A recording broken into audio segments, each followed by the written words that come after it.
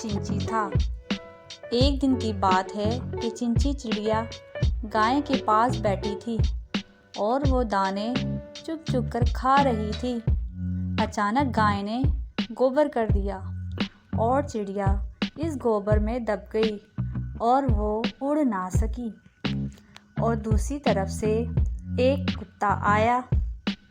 चिड़िया ने इससे कहा कि भाई कुत्ते मुझे निकाल। कुत्ते ने कहा कि मैं अगर निकालूंगा तो मैं तुझे खा लूँगा।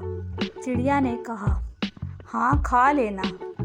कुत्ते ने चिड़िया को गोबर से बाहर निकाला। अब चिड़िया ने कहा मुझे धो तो ले। कुत्ता चिड़िया को नल पर ले गया। वो चिड़िया को धोकर इसे खाने लगा। चिड़िया फिर खा लेना। कुत्ते ने चिड़िया को धूप में रख दिया। थोड़ी देर में चिड़िया से उड़ गई।